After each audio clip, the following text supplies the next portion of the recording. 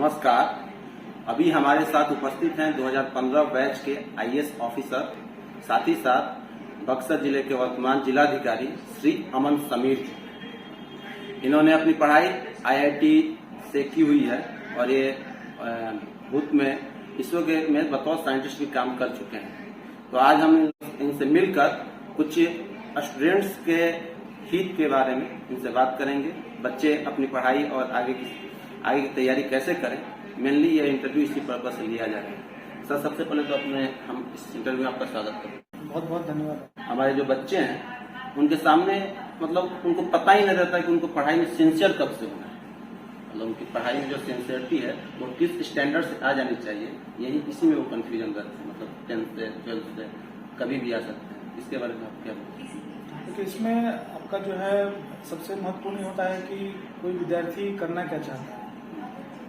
अगर उनकी तैयारी जो होती है उसी के अनुसार होनी चाहिए कि वो करना क्या चाह रहे हैं। जैसे कि आप आईआईटी का, चूंकि मैं खुद आईआईटी का एग्ज़ाम क्वालिफाई किया था, तो उसमें जो होता है आपका कि 9th से आपको जो है वो सीरियस हो जाना होता है कि 9th में जो आपके बेसिक जो है आपके साइंस के हैं, मैथ्स के जो आपके विषय हैं, उसमें जो है आपकी रुचि ज़्यादा उसमें आनी चाहिए। और जब आप वहाँ से फोकस थोड़ा सा अगर आप करने लगते हैं तो ऑटोमेटिकली रास्ता जो है आसान हो जाता है। लेकिन जो है किसी भी एग्ज़ाम, चूँकि अब ये इंटरमीडिएट स्तर का जो परीक्षा है तो उसमें जो है आपको 9th में होना पड़ेगा। जैसे आईएएस की परीक्षा है तो आईएएस की परीक्षा जो होता है लोग जो स्नातक करके फिर वो परीक्षा देते हैं, तो उसमें जो है आपको जब आप स्नातक के प्रथम जब वर्ष में आप रहें तब से आप अगर सीरियस हो रहे हैं तो आपका आराम से आप कर सकते हैं।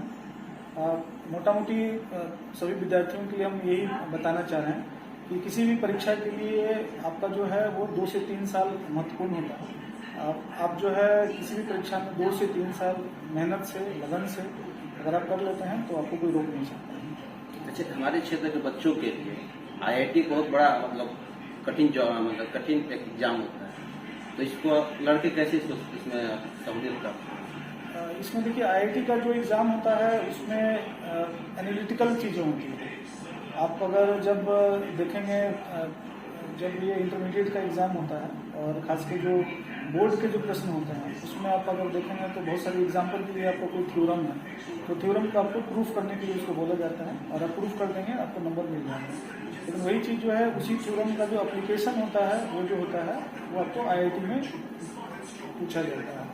उदाहरण के लिए कि न्यूटन का नियम आपको पता है कि आपका तीनों नियम आप पढ़ लिए हों, तो आपको अगर डिफिनेशन लिख देंगे तो आपको इंटरमीडिएट में नंबर आ जाएगा। लेकिन जो है उस नियम का एप्लीकेशन है जो आईआईटी में आपसे पूछा जाता है।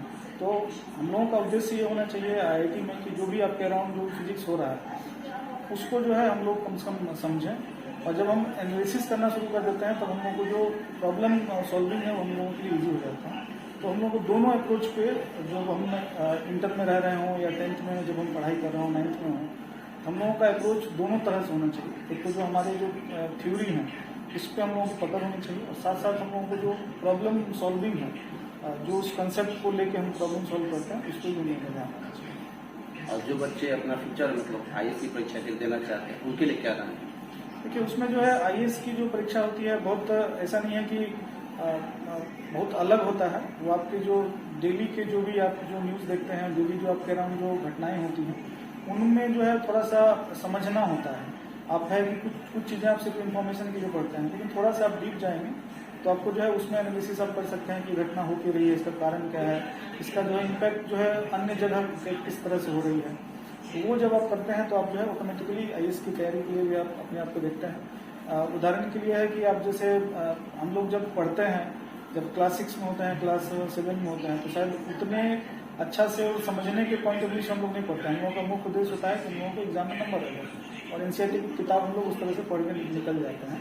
लेकिन जब हम आईएएस की तैयारी करते हैं तो हर एक जो आईएएस की जो परीक्षा देता है उसको सभी को यही बोला जाता है कि आप एनसीईआरटी की किताब या कोई अच्छी जो समाचार पत्र हैं, चाहे इंग्लिश की हो हिंदी की हो, उसको हम लोग पढ़ें। तो जब एनसीईआरटी की बुक जब आप पुनः पढ़ेंगे तब आपको लगेगा कि कुछ चीज़ें जो क्लास 6 में हम लोगों से इतना ध्यान ही नहीं दिए, वो सारी चीज़ें जो हमारी पुस्तकों में थी। तो एक जो होता है कि देखने का और पढ़ने का जो वे होता है, एक दृष्टिकोण होता है, वो धीरे धीरे करके बदल जाता है। तो सिर्फ हम जो है वो नंबर के लिए नहीं, उसको अगर समझने के लिए और उसको मल्टी डायमेंशनल अप्रोच जो अपनाते हैं, क्योंकि इतिहास है तो इतिहास ऐसा नहीं है कि वो भूगोल से जुड़ा नहीं हुआ है, इतिहास ऐसा नहीं है कि जो वो समाज से जुड़ा नहीं हुआ है, इतिहास ऐसा नहीं है कि जो आपका अर्थशास्त्र से जुड़ा नहीं हुआ है। तो जब हम सभी चीज़ों को एक दूसरे से कनेक्ट करके देखना शुरू कर देते हैं तो ऑटोमेटिकली हमारा जो अवेयरनेस है और ज़्यादा अच्छा बन जाता है और हम बेहतर पोजीशन में होते हैं एग्ज़ाम को लेकर। तो चाहे आईआईटी की तैयारी हो या फिर आईएएस की तैयारी हो, इसमें देखा जाता है कि जो ज़्यादा रिजल्ट आते हैं वो ज़्यादा शहरी क्षेत्रों से ही आते हैं। तो इसमें कोचिंग, इंस्टीट्यूट्स, कॉलेज, इन सब का मतलब कितना स्थान है तैयारी करने? कोचिंग इंस्टीट्यूट्स का ऐसा नहीं है कि बहुत ज़्यादा इम्पोर्टेंट होता है, आपका कम से कम बेसिक होना चाहिए, तब आप जो है बहुत अच्छा कर सकते हैं। अब किसी विद्यार्थी को 25 नंबर की उसकी क्षमता है तो आप कोचिंग उसको जो है 50 कर सकता है। ऐसा नहीं हो सकता है कि किसी विद्यार्थी की क्षमता जो है 25 का है और उसको 85 लेके आ जाएगा।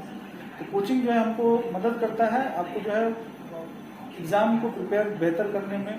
फिर जो है एग्ज़ाम में जब आप बैठते हैं तो क्वेश्चन किस तरह कैसे अटैक करना है, प्रॉब्लम किस तरह से सॉल्व करना है, उस चीज़ को करने में जो कोचिंग इंस्टीट्यूट मदद करता है। लेकिन जैसे मेरा अपना अनुभव है कि मैंने आईआईटी के लिए कोई कोचिंग नहीं की थी, तो कोई भी विद्यार्थी है बिना कोचिंग के भी पढ़ाई कर सकता है, बशर्ते कि वो कंसेप्ट क्लियर होने के लिए वो करेगा। मैं पुनः भी यही बोल रहा हूँ कि जब आप पढ़ेंगे तो आपको जो है वो आप क्यों पढ़ रहे हैं, उसको आपका जो फिजिकल वर्ल्ड में क्या रिलेशन है वो आपको ढूंढना पड़ेगा। हम लोगों के साथ भी बहुत सारे ऐसे लड़के थे जिनको 95% नंबर आए, लेकिन वो आगे शायद नहीं जा पाए क्योंकि उनका एक ओरिएंटेशन ये था कि एग्जाम पास करना है, नंबर लाना है। और जब वो एटीट्यूड रहेगा तो फिर अब जो है उनकी कॉम्पिटिटिव एग्जाम जो खासकर जो एनालिटिकल एग्जाम होते हैं उसमें कहीं न कहीं वो थोड़ी सी दिक्कत होती है। बड़े जगहों से मतलब ज़्यादा रिजल्ट आने का क्या मतलब कारण बड़े है? जगहों का जो रिजल्ट का कारण ये है कि आईआईटी में है कि अक्सर लोग कोटा जाते हैं। तो मेरा जो अपना अनुभव है कि जैसे आईआईटी में मैं पटना से मैं प्रिपरेशन किया था और वो बिना कोचिंग करते हुए जो है वो सफलता हम लोगों को मिली और हमारे साथ और भी लोग थे जिनको मिली। उसका एक ही वजह था कि हम लोग साथ में कम से कम 8, 9, 10 दोस्त थे जो एक साथ पढ़ते थे। हम लोग जो है वो माहौल एक क्रिएट करके कोई भी अगर कंफ्यूजन हो तो एक दूसरे से शेयर करके वो चीज़ था। तो बड़े जगह पे जो होता है उसका जो मुझे लगता है सबसे ज़्यादा जो फायदा ये होता है कि आपको जो है वो प्राथमिकता बता दी जाती है। वो लोग क्वेश्चन का एनालिसिस किस तरह से होता है, कौन से क्वेश्चन आएंगे, किस जो पोर्शन पे फोकस हम लोगों को करना है। साथ ही साथ जो है आपके अराउंड बहुत अच्छे बच्चे होते हैं जो आपसे डिस्कशन करते हैं, आप उनसे सीखते हैं। तो एक माहौल जो होता है वो जो है बड़े शहर में मतलब जो माहौल बेहतर रहता है, जिसके कारण से रिजल्ट बेहतर आता है, मुझे ये लगता है। लेकिन ऐसा नहीं है कि गांव में अगर वो चीज माहौल को अगर हम लोग डेवलप करें तो ऑटोमेटिकली जो है वो रिजल्ट हम लोगों का बेहतर होगा। माहौल गांव में कैसे डेवलप किया जाए? माहौल के लिए जो है कि एक तो सबसे इम्पोर्टेंट चीज होता है कि जो बच्चे हैं उस जो भी तैयारी है, चाहे वो आईआईटी का हो या यूपीएससी का है, एक साथ बैठ के कम से कम पढ़ें। जब वो पढ़ना शुरू करेंगे, खासकर अच्छे बच्चे हों, ठीक है, तो वो अच्छे बच्चे हों एक साथ पढ़ेंगे तो ऑटोमेटिकली वो डेवलप करेगा। उदाहरण के लिए भी हम लोग जो है यहाँ पे एमपी हाई स्कूल में हम लोगों ने पुस्तकालय की अटेंड किया था और अभी जो है कम से कम वहाँ पे डेली जो है 50-60 बच्चे वहाँ पे जाते हैं। और एक दिन मुझे भी मौका मिला था कि उन बच्चों से मैंने इंटरेक्ट किया था। उनका यही कहना था कि उनको जो है बीपीएससी की वो तैयारी वहाँ पे कर रहे हैं और उनको उससे काफ़ी ज़्यादा फायदा मिला है। और पूछने के उनके द्वारा यही बताया गया तो हम किताबें हैं, वहाँ पे कोई शिक्षक नहीं है, वो लोग क्या करते हैं आपस में ही डिस्कशंस करते हैं, जो पुराने क्वेश्चन पेपर हैं उसको लोग सॉल्व कर रहे हैं। इससे उनका जो है कॉन्फिडेंस भी बढ़ता है और एक दूसरे का नॉलेज शेयरिंग जिसको हम लोग बोलते हैं तो वो हो रहा है। उससे क्या है कि ऑटोमेटिकली जो है आपका परफॉर्मेंस जो है 2x हो जाएगा। वो एक मदद उनको मिल रहा है। तो माहौल बनाने का बस एक ही तरीका है कि जो अच्छे लोग हैं एक साथ आएँ, पढ़ें। और आजकल जो है आपको यूट्यूब है, आपको जो है किसी भी विषय के लिए आपको जो वीडियोज़ मिल जाएंगे तो आप उनको देखें। और अगर 5-6 लड़के भी एक साथ अगर गांव में अगर आ जा रहे हैं, वो अपना टॉपिक बांट लें कि हम इस टॉपिक को हम तैयार करेंगे, दूसरा लड़का है वो टॉपिक वो तैयार करेगा और आपस में जो है डिस्कशन करें। और कुछ आवश्यकता उनको मिलती है, लगती है कि किसी सफल पदाधिकारी से या सफल जो व्यक्ति हैं उनसे संपर्क किया जाए तो आज के दिन में वो बहुत दिक्कत नहीं है, आराम से संपर्क भी हो जाएंगे और लोग गाइडेंस मिल जाता है। जैसे सब जितने भी स्टूडेंट्स हैं सबका अलग अलग स्ट्रेंथ होता है, मतलब कोई किसी फील्ड में जा सकता है, कोई किसी फील्ड में जा सकता है। तो बच्चे अपने स्ट्रेंथ की पहचान कैसे करें, उनको किस फील्ड में जाना है? देखिए ये जो है एक सतत जो है प्रक्रिया है जिसको हम लोगों को अवेयर होकर रहना पड़ता है। बहुत सारे बच्चे जो हैं वो शुरू में धक्के में जो है अपने दोस्तों के इन्फ्लुएंस में आके करते हैं, बाद में उनको रियलाइज होता है कि नहीं मैं इस चीज़ के लिए नहीं बना हुआ। तो वो एक सतत प्रक्रिया है और मुझे लगता है कि एक रुचि जो है लोगों की किस में आ रही है, किसी को खेलने में रुचि है, किसी को पता चलता है कि इतिहास में रुचि है, किसी को गणित में रुचि है, तो वो जो है वो बच्चों को पता चल जाता है कि उनको किस चीज़ में इंटरेस्ट आ रहा है। अब ये एक डिफिकल्ट क्वेश्चन है, किसी के लिए, हम लोगों के लिए कहना आसान है क्योंकि हम लोग उस पड़ाव को पार कर चुके हैं, लेकिन जो बच्चे उसमें हैं तो उनको कन्फ्यूजन, एकदम आपकी बात सही है कि उनको कन्फ्यूजन रहता ही नहीं। तो हमें सिर्फ ये करना है कि जिस चीज़ में हमको मजा आ रहा है, बच्चों को अगर बताया जाए कि जिस चीज़ में हमको अच्छा लग रहा है वो चीज़ करें और उसमें एक्सेलेंट बनने का कोशिश करें। कि आप ऐसा हो कि आप पंचायत लेवल पे ही कोई विद्यार्थी है तो ऐसा वो बने कि इस चीज़ को हम पढ़ रहे हैं, मेरी पंचायत में कोई नहीं हो, धीरे धीरे करके और बने कि मेरे स्तर उस तरह का जिला में कोई नहीं हो। तो रुचि को अगर डेवलप करते हैं तो ऑटोमेटिकली जो है अपना वो पाथ उनको मिल जाएगा। और एक महत्वपूर्ण चीज़ है कि ऐसा नहीं है कि हमेशा मैं हर एक छात्रों से बोलता हूँ कि आपका जो एक जब अचीव कर लेंगे, कुछ कर लेंगे, जब वो अचीव नहीं होता है तो आपको बड़ा लगता है, लेकिन आप जब उस चीज़ को अचीव कर लेंगे तब फिर आपको लगता है कि नहीं अचीव कर लिया, आप कुछ और करना चाहिए। तो एक सतत जर्नी है, तो हमको लगता है कि वो कभी जर्नी बंद नहीं होना चाहिए और एक अच्छी चीज़ है कि कहीं लोग अटक के नहीं रह जाए। और अगर वो अपने इंटरेस्ट को अगर वो आगे बढ़ाते हैं तो ऑटोमेटिकली उनको कोई दिक्कत नहीं होगी, इंटरेस्ट की उनको कोई दिक्कत नहीं होती। बचपन में अधिकतर बच्चों का सपना होता है साइंटिस्ट बनना, लेकिन जवानी आते आते ये सपना लगभग गौण हो जाता है। एक साइंटिस्ट होता क्या है? सब साइंटिस्ट को लोग ही नहीं जानते होता। देखिए, साइंटिस्ट कोई एक ऐसा नहीं है कि किसी भी चीज़ को, अब साइंस हम लोग जो पढ़ते हैं, साइंस का क्या है, किसी चीज़ को सिस्टमेटिक तरीके से पढ़ना और जो भी चीज़ें आपके अराउंड हो रही हैं उसको कॉज को ढूंढना और फिर उसमें और आगे हम बेहतर कैसे कर सकते हैं उस चीज़ को ढूंढना, यही मेरे हिसाब से साइंस है। और ये आप जो है वो अपने लाइफ में कहीं भी कर सकते हैं। जरूरी नहीं है कि आप एक संस्थान में हैं तभी आप जो है वो साइंस कर सकते हैं, या वैज्ञानिक है वो कुछ रिसर्च करते हैं। आज आप देखेंगे बहुत सारे जो विद्यार्थी हैं यूट्यूब के माध्यम से भी देखेंगे कि जैसे खेती कर रहे हैं। कुछ लोगों को लगता है कि नहीं, खेती में ही कुछ एक जुगाड़ जिसको हम लोग बोलते हैं, तो जुगाड़ भी एक तरह का साइंस है कि किसी भी तरह का प्रॉब्लम को हल करने के लिए हम जो है विज्ञान की किसी भी थ्योरी का, किसी भी जो है हम तत्व का इस्तेमाल करते हैं, तो वो बेसिकली वही है। अब जो है सिस्टमेटिक रूप से साइंस का है तो ऑब्वियसली बात है वो रिसर्च रहता है, रिसर्च आप करते हैं, कोई टॉपिक आप लेते हैं, उस पर डीप जाते हैं और उससे कुछ आपका आउटपुट आता है और आउटपुट को फिर आप अप्लाई करते हैं कि ये कहाँ पे इसका एप्लीकेशन है और कहाँ ये इम्पैक्ट क्रिएट कर पा रहा है। तो इसी चीज़ को हम लोग साइंस कर सकते हैं और धीरे धीरे करके मुझे लगता है कि इसका कोई एक हर चीज़ का एक सिस्टमेटिक रूप में कुछ जगह है, कुछ जगह सिस्टमेटिक रूप में नहीं है। तो कोई इसका एक प्रॉपर डिफिनीशन हम लोग नहीं जाए तो ज़्यादा बेहतर है बच्चों के लिए। वैज्ञानिक बनने के लिए बच्चों को क्या करना है?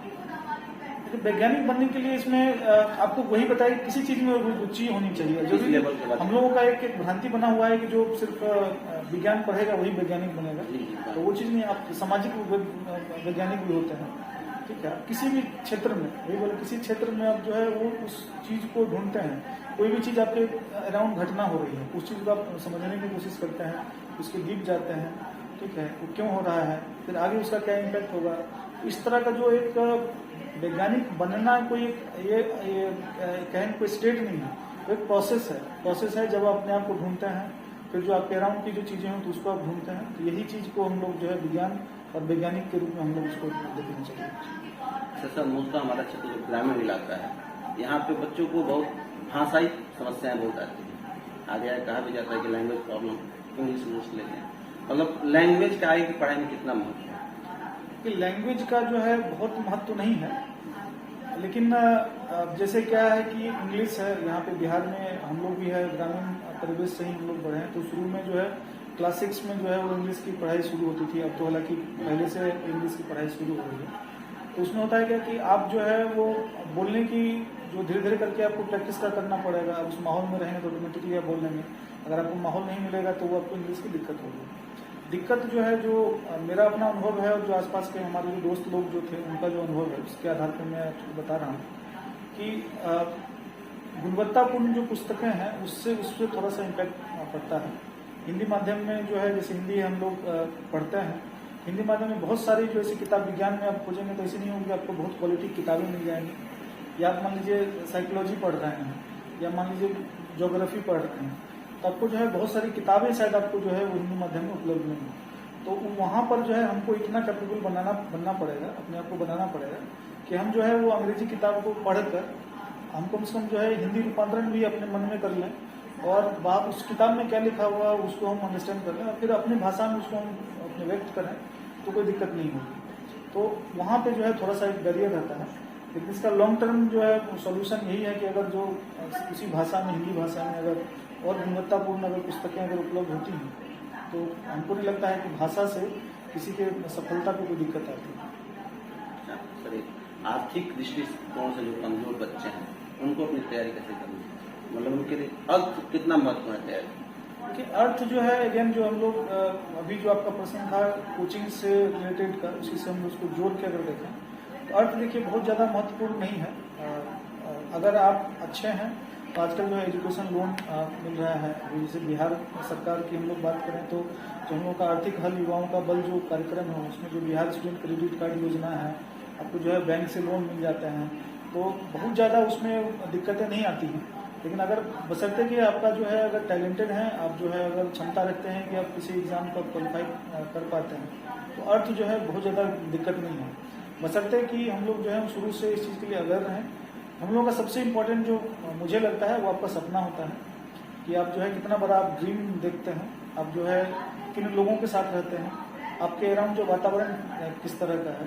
अगर मान लीजिए कोई एक बच्चा जहाँ पे होता है जहाँ वो अपने अराउंड जो है बहुत बड़े पद का व्यक्ति नहीं देखता है तो शायद उसके सपना मन में सपना नहीं आएगा कि हम जो है उतना बड़ा पद व्यक्ति देखें। लेकिन अगर वो उसके अराउंड के लोग हैं, बड़े पद के व्यक्ति हैं, उच्च पद के लोग वहाँ पे बैठे हैं और उनको वो देखते आए हैं, उसके मन में एक इच्छा रहेगी कि नहीं हमको भी इस तरह से बनना है। तो मुझे लगता है सबसे ज़्यादा जो महत्वपूर्ण है, खासकर जो गरीब वर्ग के लोग हैं, जो आर्थिक रूप से कमजोर हैं, हम लोगों को जो उनको है ना सपना ज़्यादा कैसे देखें, बड़ा सपना कैसे देखें, हम लोग वो अगर सिखा लेते हैं तो आर्थिक जो है प्रॉब्लम जो है ऑटोमेटिकली वो हल हो जाता है। मैं खुद अपना उदाहरण हूँ कि मैंने भी जो है पढ़ाई IIT की जो है वो एजुकेशन लोन लेके किया, तो ऐसा नहीं है कि जो है वो आपको पैसा जो है कहीं बाधक वो आपको देता है, वो ऑटोमेटिकली रास्ते आपको मिल जाते हैं। और अगर आपको केवल पथ पे चलना होता है, आप उस स्टेज पे अगर पहुंच गए हैं तो आपको बहुत सारा रास्ता आपको मिलने लगता है।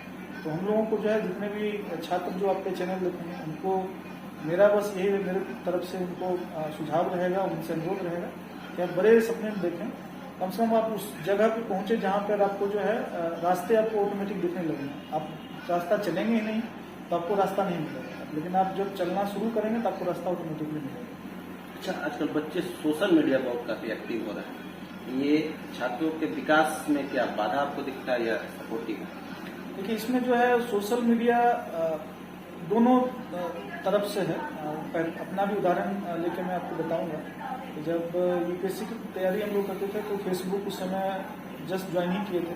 अब है कि फेसबुक आप जब ओपन करते हैं तो उसमें डिस्ट्रैक्शंस बहुत होते हैं, आप जो है बहुत सारी चीज़ों में खो जाते हैं।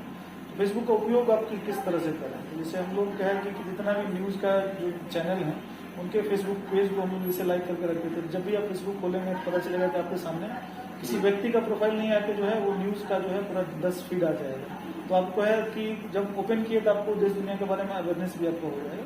तो ये जो कहिए सोशल मीडिया आजकल है डबल एज है, आपको जो है कितना समय देना है, अब क्या चीज़ आपको वहाँ से लेना है वो आपको थोड़ा सा सीखना पड़ेगा।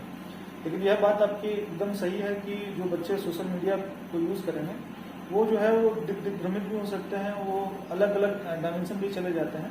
एक चीज़ जो मैं हर एक बच्चे जो सोशल मीडिया उपयोग करते हैं उनको मैं आगाह करना चाहूँगा कि सोशल मीडिया पे जो अभी देखेंगे जो न्यूज़ आता है या कोई भी चीज़ें जो उसमें आती हैं वो किसी व्यक्ति की धारणा होती है और ज़रूरी नहीं है कि जो धारणा है वो सत्य ही है।